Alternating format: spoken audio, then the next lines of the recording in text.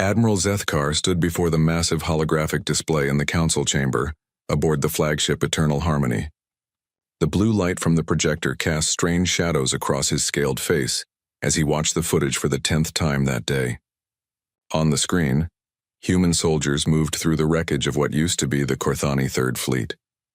They moved like predators, checking corners, securing areas, and helping their wounded with an efficiency that made his stomach turn. The Galactic Defense Council had gathered from across the galaxy for this emergency meeting. Representatives from 47 different species sat in their specialized chairs, their various forms of breathing apparatus humming quietly in the recycled air.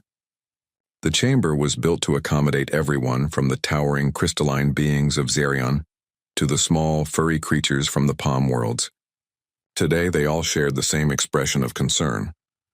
"Play the section from the boarding action again," General Vixtha said from her seat. Her forearms were folded across her chest and her usually purple skin had turned a pale gray. She had commanded the Korthani forces during their first encounter with humans 6 months ago. Since then, she barely slept. Admiral Zethkar nodded and gestured to the technician. The hologram shifted to show the interior of a Korthani vessel. The corridors were filled with smoke and the flickering light of damaged systems. Then the humans appeared. They moved in small groups, their black armor making them hard to see in the dim light. They communicated with hand signals and used weapons that seemed simple compared to Council technology. Yet they cut through the Korthani defenders like they were made of paper. When their ammunition ran out, they used knives. When their knives broke, they used their bare hands. When they were wounded, they kept fighting. When they were dying, they kept fighting.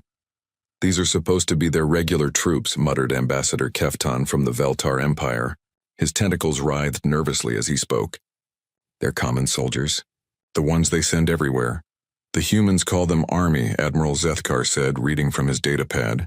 "According to our intelligence, these represent the basic level of their military forces. They have millions of them." The chamber fell silent except for the various breathing sounds of different species. The footage continued to play, showing human soldiers doing impossible things. They jumped gaps that should have been too wide. They lifted weights that should have been too heavy. They fought on with injuries that should have killed them.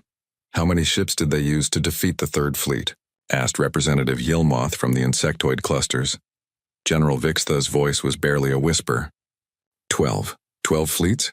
No, 12 ships, against our 300. The silence grew heavier. On the hologram, a human soldier was shown carrying a wounded comrade while still firing at enemy positions. The wounded soldier was also still shooting despite missing an arm. "They don't surrender," General Vixtha continued. "Even when they're cut off, outnumbered and out of supplies, they just keep fighting. Our forces started calling them the Endless Ones because they never seemed to stop coming." Admiral Zethkar changed the display to show tactical information.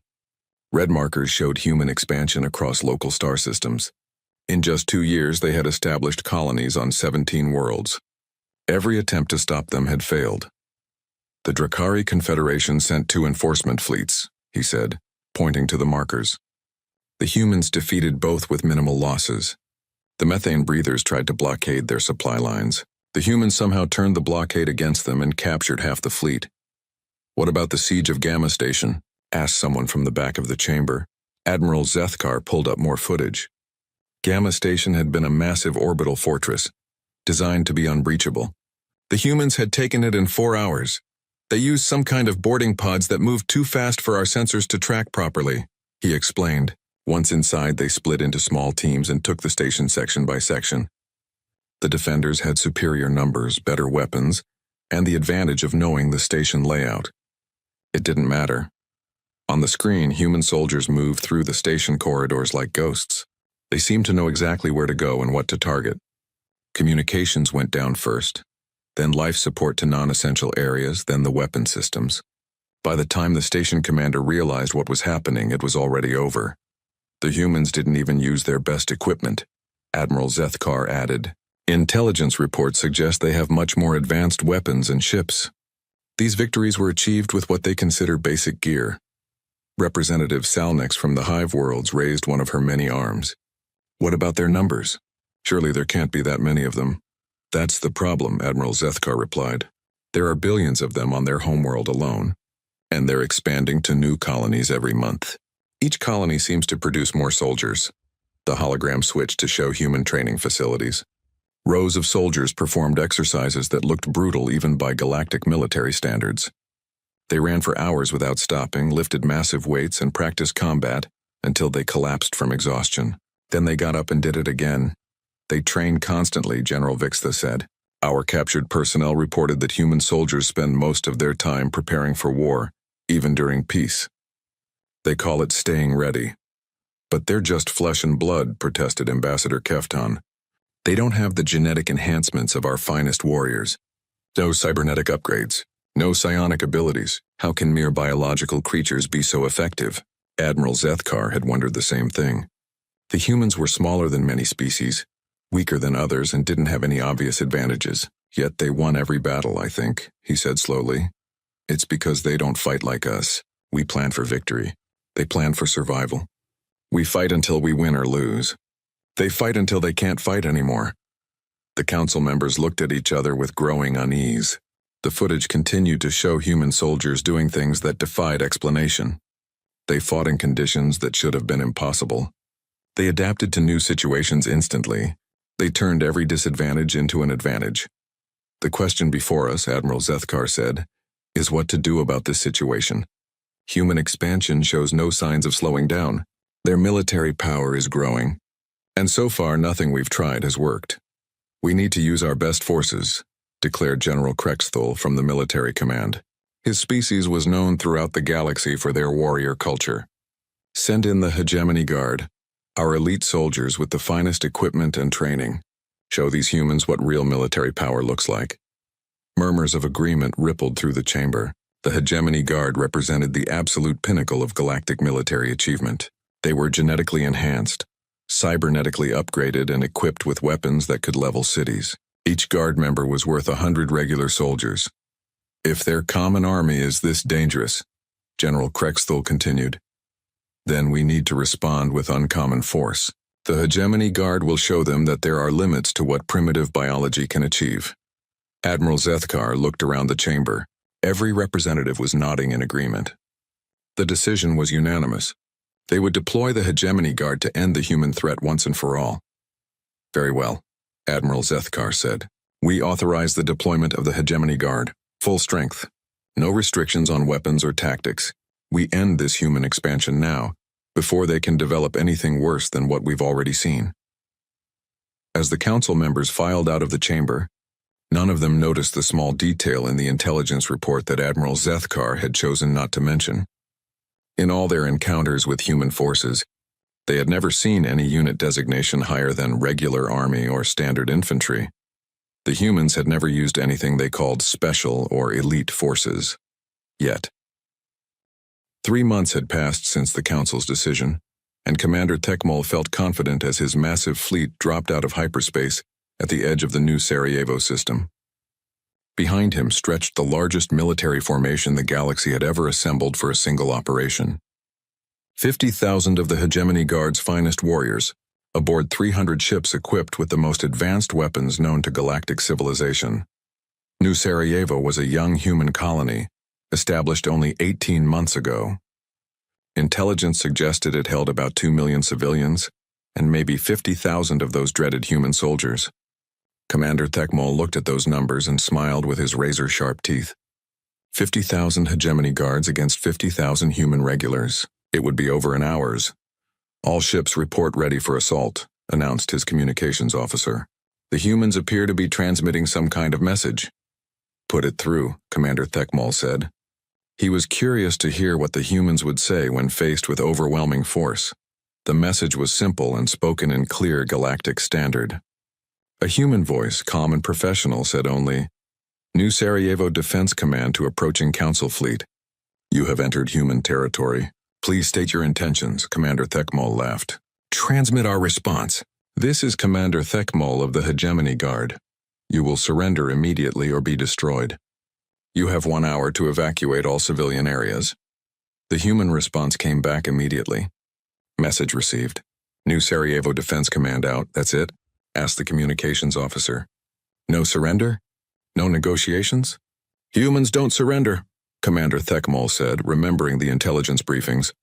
But it doesn't matter. Deploy the fleet for standard planetary assault. Target their military installations first. The Council fleet moved into attack formation with practiced precision. Massive dreadnoughts took positions around the planet, while smaller ships prepared to establish orbital control. Everything proceeded exactly according to the tactical manuals that had served the galaxy for centuries. That's when things started going wrong. The first sign was the loss of the supply convoy. 20 ships carrying ammunition and fuel for the fleet simply vanished from sensors. No distress calls, no explosions, no debris. They were there one moment and gone the next. Investigate the convoy's last position, Commander Thekmol ordered. Before the search ships could reach the area, the communications array on the flagship went dead. Not damaged or destroyed, just offline.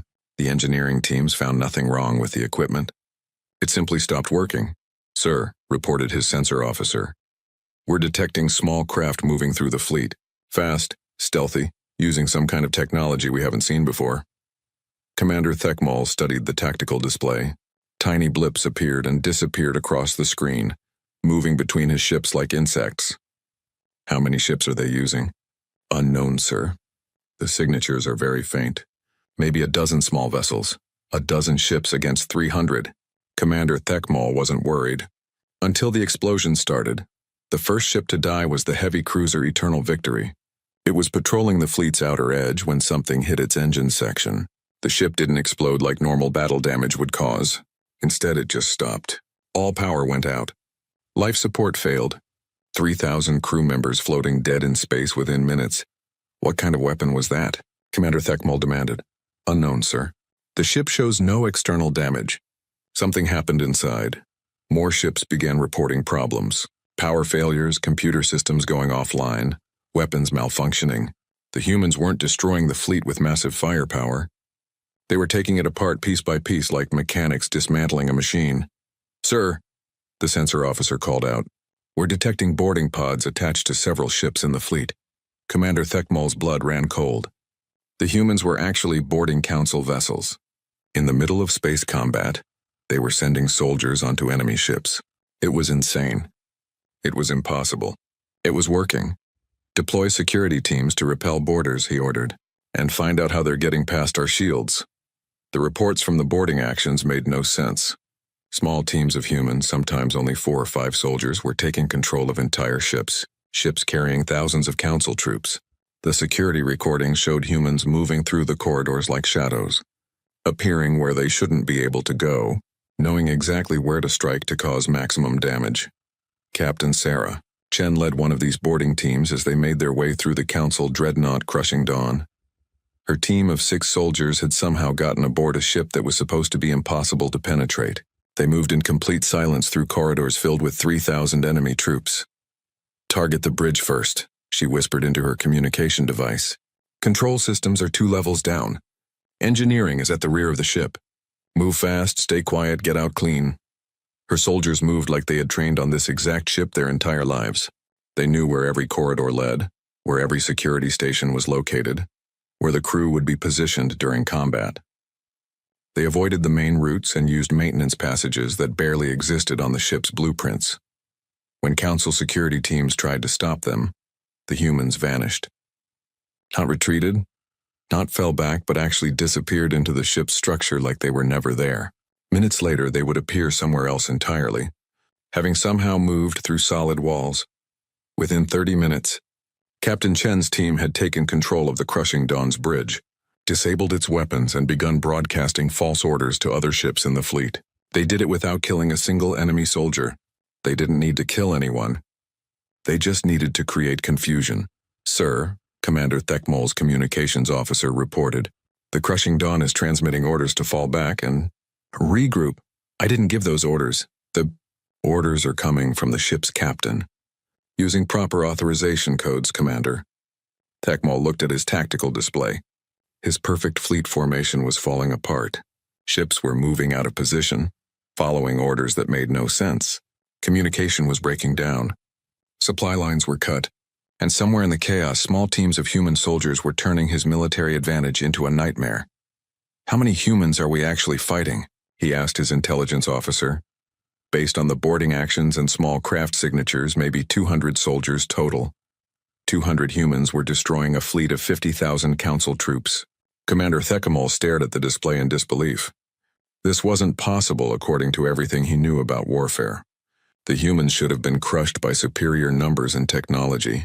Instead, they were winning by fighting in ways that shouldn't work.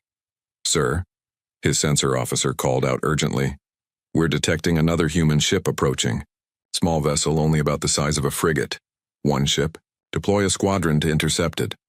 "Sir, the ship is broadcasting an identification signal. It's marked as a special operations vessel." Commander Thecamol felt something cold settle in his stomach. Special operations. The humans had been fighting his elite forces with regular soldiers, and now they were sending something called special operations. "What does that mean?" he asked. His intelligence officer was frantically reading through data files. According to Human Military Organization, regular army units are their standard forces. But they also have classification levels above that. Special forces, elite units, specialized troops.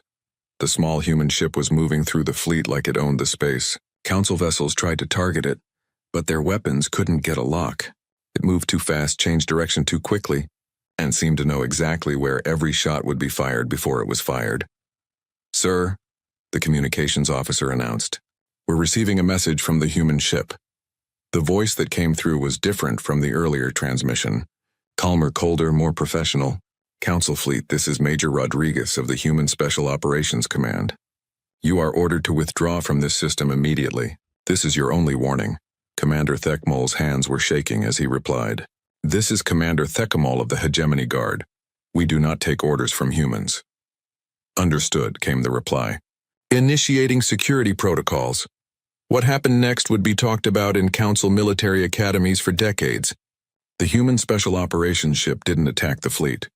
Instead, it began broadcasting signals that turned the Council's own technology against them. Ships started firing on each other. Navigation systems failed. Life support began cycling through atmosphere that made crew members sleepy and confused.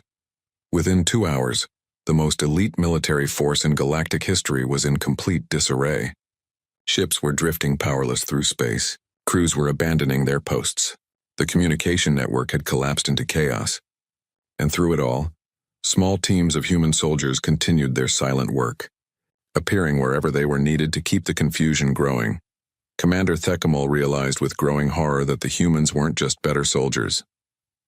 They understood warfare on a level that the Council had never imagined. They didn't fight armies. They fought systems, psychology, organization itself. And according to his intelligence files, these special operations forces weren't even the humans' best soldiers. The intelligence officer Lindar had not slept properly in 4 days.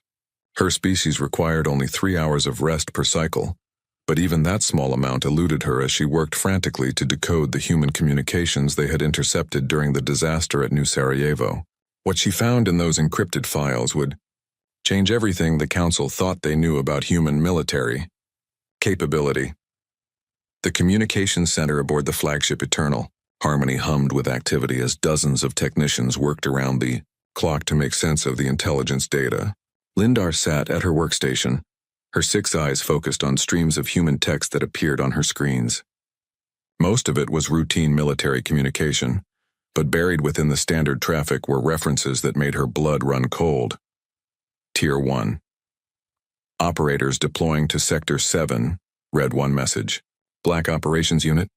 Charlie requesting extraction. Another mentioned deep cover assets and psychological operations teams. But the most disturbing references were to units identified only by numbers and letters, with no names at all. Lindar had spent her entire career studying military organizations across the galaxy. Every species had elite units, special forces, and highly trained soldiers. But they all followed predictable patterns. Regular troops at the bottom, specialists in the middle, elite forces at the top. Simple hierarchies that made sense. Humans apparently didn't work that way. "Commander Thecamol," she said, calling her superior over to her workstation. "You need to see this immediately." The commander looked terrible. His normally pristine uniform was wrinkled. His scales had lost their shine, and his eyes held the hollow look of someone who had seen too much. The defeat at New Sarajevo had broken something in him that Lindar wasn't sure would ever heal. "What is it, Lindar?" he asked wearily. The humans we fought at New Sarajevo, she said, pointing to her screen. They weren't special forces. What do you mean? That Major Rodriguez identified himself as Special Operations Command. Yes, but look at this. Lindar pulled up the intercepted communications. The units we encountered are classified in human military structure as special forces, but there are references here to forces classified above that level. Commander Thekmal leaned closer to the screen, reading the human text with growing alarm. What is Tier 1? I don't know. But according to these communications, Tier 1 units were never deployed to New Sarajevo. Neither were the Black Operations units or these numbered designation forces. The humans fought our entire fleet with what they consider middle-level troops. The silence in the communications center grew heavy as other technicians stopped their work to listen. The implications of what Lindar was saying spread through the room like a disease. Show me everything, Commander Thekmal said quietly. Lindar had organized the intelligence into categories, each more disturbing than the last. Regular army units were what the Council had been fighting for months. Above them were National Guard forces, then reserve units, then active duty specialists. Then came Special Forces, which was what they had encountered at New Sarajevo. But above Special Forces, the human military structure continued into areas that made no sense according to galactic military doctrine. They have something called Rangers, Lindar explained, which seemed to be even more specialized than Special Forces. Above that are Delta Force units, SEAL teams, and something called Special Mission units. But even those aren't the top level. What's above them? Lindar's voice was barely a whisper. Units so classified that they don't have names, only designation codes. And according to these intercepted messages, those units were never even considered for deployment to New Sarajevo. Commander Thekmal stared at the screen in growing horror. Are you telling me that the humans have military forces beyond what we fought? Forces they haven't even used yet? Not just haven't used, Lindar corrected. According to these communications, the humans have rules about when different levels of force can be deployed. New Sarajevo was handled by what they call appropriate response levels. The higher classification units are reserved for what they term existential threats. Down on the surface of New Sarajevo, Major Alex Rodriguez was demonstrating exactly what human appropriate response looked like. His team of 12 operators moved through the abandoned council positions like ghosts studying ancient ruins. They had been tasked with intelligence gathering and area denial, whatever that meant in human military terminology. The council forces had retreated 3 days ago, but they left behind equipment, weapons, and most importantly, detailed records of their military capabilities. Major Rodriguez and his team were methodically cataloging everything, but they were also doing something else that the retreating council forces were beginning to discover. Ghost protocol is in effect, Major Rodriguez said into his communication device. All council assets in the system are now compromised. Recommend they find alternative transportation home. What the council forces discovered as they tried to leave the system was that their ships no longer worked properly. Navigation systems gave false readings. Life support cycled unpredictably. Weapons fired at random intervals. It was as if the ships themselves had become unreliable. The truth was more disturbing. Major Rodriguez's team had spent 3 days installing small devices throughout the abandoned council equipment. Not bombs or obvious sabotage, but tiny computers that could influence how other systems worked. When those systems were brought back to council ships, they carried the infection with them. It's not just electronic warfare, Major Rodriguez explained to his team as they prepared for extraction. It's systems psychology. We're teaching their technology to doubt itself. Back aboard the flagship, Lindar was discovering more disturbing details in the human communications. The teams that had defeated the Hegemony Guard were not operating under combat conditions. They were operating under something humans called rules of engagement. They have restrictions, she told Commander Thekmal. Legal and ethical guidelines that limit what they can do during military operations. The forces we fought at New Sarajevo were not using their full capabilities. What kind of restrictions? Lindar pulled up more files. They're not allowed to target civilian areas. They can't use certain types of weapons. They have to try to minimize casualties, even enemy casualties. They have to follow what they call international law and human rights protocols. Commander Thekmal felt his legs go weak. You mean they were holding back? Not just holding back. According to these documents, they were operating under minimum force necessary protocols. They used the smallest amount of military power they thought would be effective. The communications center fell silent except for the humming of computers and the quiet breathing of various species. Everyone was processing the same terrifying realization. The humans had defeated the galaxy's most elite military force while following rules that limited their effectiveness. "There's more," Lindar said, though her voice suggested she didn't want to continue. The communications referenced something called unrestricted warfare protocols. These are apparently scenarios where the rules of engagement are suspended. When would that happen?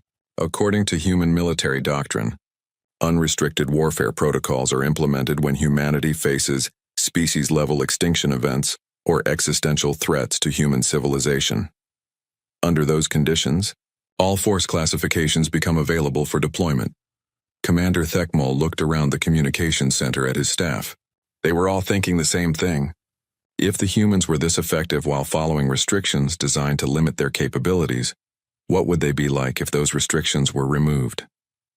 "Lindar," he said quietly, "in your analysis of human military capability, what is your assessment of our chances if they decide to classify us as an existential threat?" Lindar looked at her screens filled with intercepted human communications.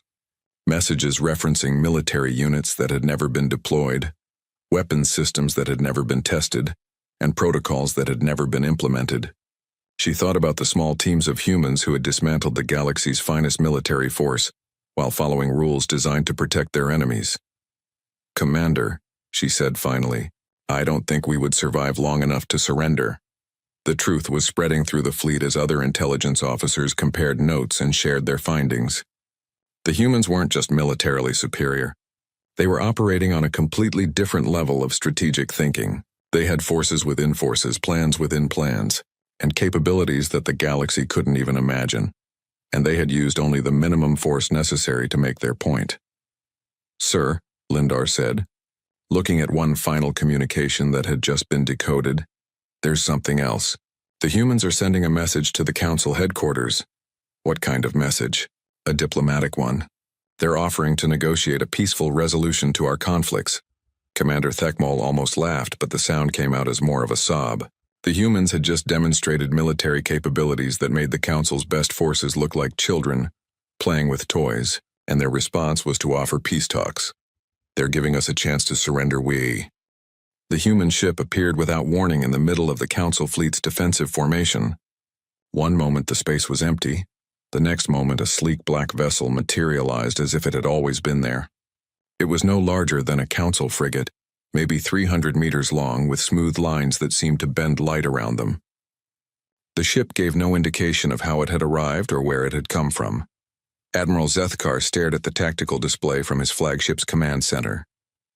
The human vessel had somehow bypassed every sensor array, every security perimeter, and every early warning system the Council possessed. It simply appeared in the most heavily defended region of Council space like it belonged there. "How is that possible?" he asked his sensor operator. "Nothing can move through our detection grid without being seen." "Unknown, sir. The ship appears to be using some form of technology we haven't encountered before. Our sensors show it's there now, but they show no record of it approaching." The human ship was broadcasting a simple identification signal. The text appeared on Admiral Zethkar's screen in clear galactic standard. "UES Prometheus, Special Mission Unit, Diplomatic Approach." Admiral Zethkar felt his stomach tighten. After the disasters at New Sarajevo, and the intelligence reports about human military classification levels, any ship carrying something called a Special Mission Unit represented a threat he couldn't even calculate. "Sir," his communications officer announced, "the human ship is requesting permission to dock. They want to send over a diplomatic representative." "One ship?" Admiral Zethkar asked. "They're sending one ship to negotiate with our entire fleet?" "It appears so, sir." Admiral Zethkar looked around his command center. He had 200 ships under his command, carrying the remnants of the Council's military forces. The humans were sending a single small vessel to meet with them. Either they were incredibly brave or incredibly confident. Given what he had learned about humans, it was probably both. "Grant them permission to dock," he said, "but maintain full security protocols. I want to know exactly who we're dealing with." What Admiral Zethkar didn't know was that the 12 operators aboard the UES Prometheus had already been studying his fleet for 3 days. They had monitored every communication, mapped every ship, and identified every potential threat before making their approach. By the time they requested permission to dock, they knew more about the Council fleet than its own commanders did. Colonel Maria Santos led the diplomatic team as they transferred to the Council flagship. She was a small woman with graying hair and calm eyes that seemed to see everything. Her 11 team members looked like ordinary humans in simple black uniforms. But their files were so heavily classified that even their names required special clearance to access. "Remember," Colonel Santos told her team as they prepared to board the Council ship, "we're here for information gathering and diplomatic contact. Use minimum necessary force if things go wrong, but try to avoid making things go wrong in the first place." "What if they try to detain us?" asked one of her operators. "Then we leave," Colonel Santos said simply. "But let's not give them a reason to try." Admiral Zethkar met the human delegation in the flagship's main conference room. He had assembled his best diplomatic staff and security personnel, though he wasn't sure what good either would do against humans. The room was designed to be impressive, with high ceilings and displays showing the power of the Council fleet. Colonel Santos entered the room with only 2 of her team members. The other 9 had remained aboard their ship, which was still docked to the Council flagship. She looked around the conference room with professional interest, noting the exits, the security positions, and the various alien species present. "Admiral Zethkar," she said, offering a slight bow, "thank you for agreeing to meet with us. I'm Colonel Santos representing human interests in this region." "Colonel Santos," Admiral Zethkar replied, "before we begin, I must ask about the nature of your arrival. How did your ship reach us without being detected?" Colonel Santos smiled slightly. "We used a different approach route. Humans have developed some new navigation techniques recently.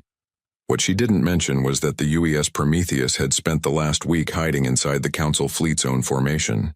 It had attached itself to the hull of one of their supply ships and traveled with them for 6 days while its crew studied everything about Council military operations. When they were ready to reveal themselves, they had simply detached and powered up their systems. "I see," Admiral Zethkar said, though he clearly didn't. "Colonel, we need to discuss the recent misunderstandings between our peoples. The Council is concerned about human expansion and military activities." "Of course," Colonel Santos replied. "Humans are also concerned about Council military activities, particularly the deployment of your hegemony guard against civilian colonies." The conversation that followed would be remembered as one of the strangest diplomatic meetings in galactic history.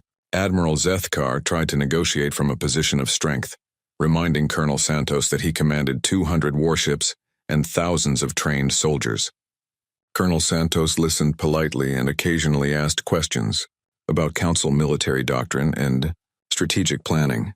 What Admiral Zethkar didn't realize was that Colonel Santos's questions were not random. Each inquiry revealed more information about Council capabilities, weaknesses, and decision-making processes. By the time the meeting was half over, she had learned more about Council military organization than most Council officers knew. "Admiral," Colonel Santos said during a pause in the negotiations, "may I ask why you believe your current military position gives you an advantage in these discussions?" "Colonel, I have 200 ships and 50,000 troops under my command. Your people have demonstrated impressive capabilities, but surely you understand the mathematics of warfare." Colonel Santos nodded thoughtfully. "You're right that mathematics are important in warfare, but I think we might be using different equations." "What do you mean?" Instead of answering directly, Colonel Santos made a small gesture to one of her team members. The operator touched something on his wrist device, and the lights in the conference room briefly flickered. "Admiral," Colonel Santos said calmly, "could you check with your engineering staff about your fleet's status?" Admiral Zethkar looked confused but gestured to his communications officer. Within moments, reports began coming in from across the fleet. Power fluctuations on multiple ships, navigation systems showing incorrect readings, weapon systems cycling through diagnostic modes, life support running efficiency tests on all vessels simultaneously. "What's happening?" Admiral Zethkar demanded. "Your fleet is experiencing some technical difficulties," Colonel Santos explained. "Nothing dangerous, but your ships are currently not combat ready. This should resolve itself in a few hours. How? Admiral Zethkar's voice was barely controlled. How did you do this? Colonel Santos looked apologetic. Admiral, my team has been studying your fleet for several days. We noticed some vulnerabilities in your computer systems. We've installed some temporary modifications that will help illustrate our point about mathematics and warfare. The truth was more complex than Colonel Santos made it sound. While she had been conducting diplomatic discussions, her other 9 team members had been systematically infiltrating every ship in the Council fleet. They hadn't used weapons or explosives. Instead, they had installed small devices that could influence how the ship's computers communicated with each other. The devices were designed to create confusion rather than damage. Ships would receive false sensor readings, making them think enemies were approaching when nothing was there. Communication systems would randomly change frequencies, making coordination impossible. Weapon systems would target empty space or worse, other Council ships. This is an act of war, Admiral Zethkar said, though his voice lacked conviction. No, Admiral, Colonel Santos replied gently. This is a demonstration. An act of war would involve the permanent destruction of your fleet and the elimination of threats to human security. This is just a temporary inconvenience to help you understand our perspective on fleet mathematics. Admiral Zethkar looked around the conference room. His security staff was trying to look professional, but he could see the fear in their eyes. The humans had just demonstrated the ability to neutralize his entire fleet without firing a shot, and they had done it while sitting in his conference room drinking his coffee. What do you want? He asked finally. We want to avoid unnecessary conflict, Colonel Santos said. Humans have no interest in conquest or domination. We just want to be left alone to develop our colonies in peace. In exchange, we're prepared to share some of our technological innovations with the Council. And if we refuse? Colonel Santos was quiet for a moment, choosing her words carefully. Admiral, you've seen what our regular forces can do against your military. You've experienced what our special operations units are capable of. The 12 people on my ship represent capabilities that are significantly beyond what you've encountered so far. Significantly beyond. The forces you've fought represent human military capabilities designed for regional conflicts and defensive operations. My team represents capabilities designed for strategic-level operations. 6 months after the meeting aboard Admiral Zethkar's flagship, the Galactic Defense Council convened an emergency session for the second time in less than a year. But this time, they weren't planning military action against humanity. They were trying to understand what they had gotten themselves into by making peace with them. The Council chamber aboard the Eternal Harmony looked different now. Where once holographic displays had shown fleet positions and battle plans, now they showed trade routes, technology exchanges, and diplomatic communications. The change in atmosphere was remarkable, but so was the underlying tension that came with knowing exactly how dangerous their new neighbors really were.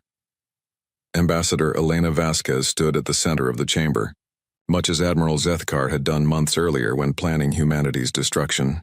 But where the Admiral had needed massive holographic displays and hundreds of staff members to present his military intelligence, Ambassador Vasquez stood alone with a simple data pad, looking completely relaxed. She was a middle-aged woman with silver hair and the kind of calm confidence that came from representing a species that had nothing to prove to anyone. Her diplomatic credentials were impeccable, but her security clearance was even more impressive.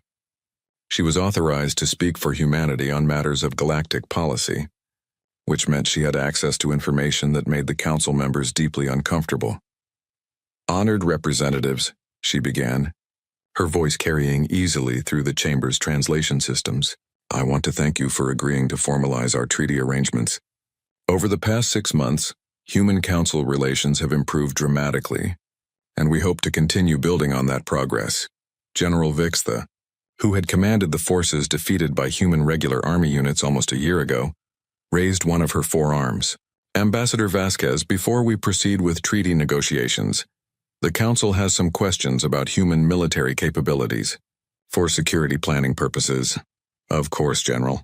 What would you like to know? The forces we encountered during our misunderstandings, where do they rank in human military organization? Ambassador Vasquez consulted her datapad briefly. The regular army units you first fought represent our baseline military capability. The special forces teams you encountered later represent our mid-level specialized units. The special mission unit that conducted our diplomatic contact represents our higher-level strategic capabilities. And above that, General Vixtha's voice was barely steady. Above that, we have several classification levels that are typically reserved for existential threats to human civilization. Those units are rarely deployed and operate under different command structures. The chamber fell silent.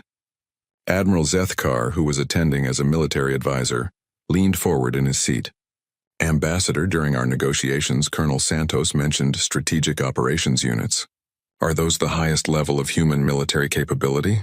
Ambassador Vasquez looked thoughtful. Strategic operations units are designed to neutralize threats at the civilization level. They represent significant capabilities, but they're not our most specialized forces. There are levels above strategic operations? The question came from Representative Salnex of the Hive Worlds, and her voice carried a note of disbelief. Human military doctrine recognizes that some threats require responses beyond conventional strategic operations. We maintain certain capabilities for scenarios involving species extinction events, time-critical planetary defense, and... She paused, choosing her words carefully. Other contingencies that we hope never to encounter. The council members looked at each other with growing alarm. They had made peace with humanity, based on the assumption that they had seen the limits of human military power. Now they were learning that those limits might not exist. Ambassador, Admiral Zethkar said slowly, when Colonel Santos's team disabled our fleet, was that representative of strategic operations capabilities? Oh no, Admiral. Colonel Santos's team was operating under diplomatic protocols with strict limitations on their actions. They were specifically instructed to demonstrate capability without causing permanent damage or loss of life. A strategic operations response would have been more decisive. More decisive how? Ambassador Vasquez looked genuinely reluctant to continue. Admiral, diplomatic protocols require me to be honest with you, but some information might be disturbing. Are you sure you want the details? Admiral Zethkar looked around the chamber. Every representative was nodding. They needed to know what they were dealing with. Please continue. Ambassador. A strategic operations response to your fleet would have involved the permanent neutralization of all military assets and command personnel. Your ships would have been disabled beyond repair. Your communication networks would have been permanently compromised, and your command structure would have been eliminated through targeted operations. The entire engagement would have been completed in approximately 6 hours with 0 human casualties. The silence in the chamber was deafening. Ambassador Vasquez continued in the same calm, professional tone. However, that would still have been considered a limited response under human military doctrine. A full strategic operations deployment would have included neutralization of your home bases, supply systems, and the military infrastructure of all participating council species. All of it? Whispered General Vixtha. All of it, General. Strategic operations units are designed to end threats permanently. They don't just win battles. They eliminate the enemy's ability to fight future battles. Representative Keftan from the Veltar Empire was making notes on his datapad with shaking tentacles. Ambassador, you mentioned classification levels above strategic operations. What would those be used for? Ambassador Vasquez was quiet for a long moment. Those units are designed for threats that could end human civilization. Scenarios involving hostile artificial intelligence, species-killing plagues, reality-altering phenomena, or enemies with capabilities beyond our current understanding. They operate with no restrictions on tactics, technology, or collateral damage. No restrictions at all? None. When humanity faces extinction, we respond with everything we have, using every method available, with no concern for anything except survival. Admiral Zethkar felt his throat go dry. Ambassador, during all our conflicts with humanity, what level of force were your people actually using? Our lowest level, Admiral. Baseline military responses with full diplomatic protocols in effect. We were specifically trying not to escalate the situation or cause unnecessary casualties. And if we had been classified as an existential threat, Ambassador Vasquez looked directly at Admiral Zethkar. Then this conversation wouldn't be taking place, Admiral. Neither would any of us. The weight of that statement settled over the chamber like a heavy blanket. The Council had been planning humanity's destruction, while humanity had been trying to avoid hurting them. The humans had held back their most effective forces, followed rules designed to protect their enemies, and offered peace negotiations even while demonstrating overwhelming military superiority. Ambassador, Representative Salnik said quietly, why didn't humanity simply eliminate the Council when we posed a threat?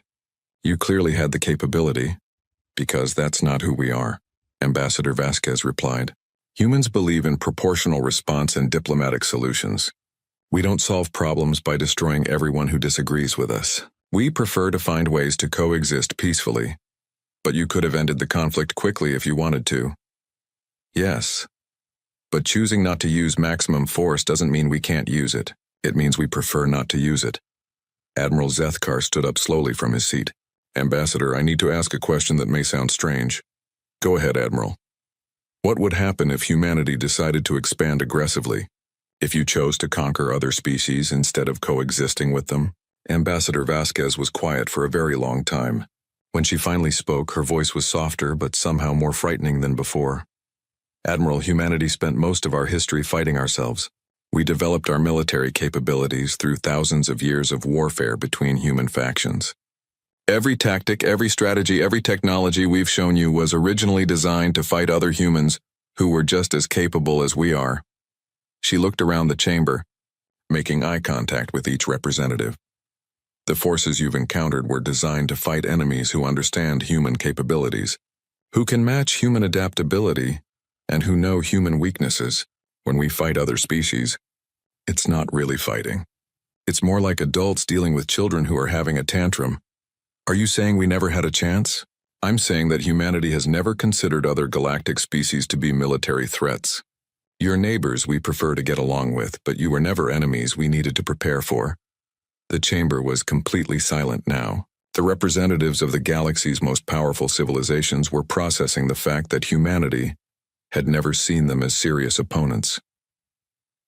Ambassador, General Vixtha said finally, what should we do with this information? Thank you for watching and comment for next part.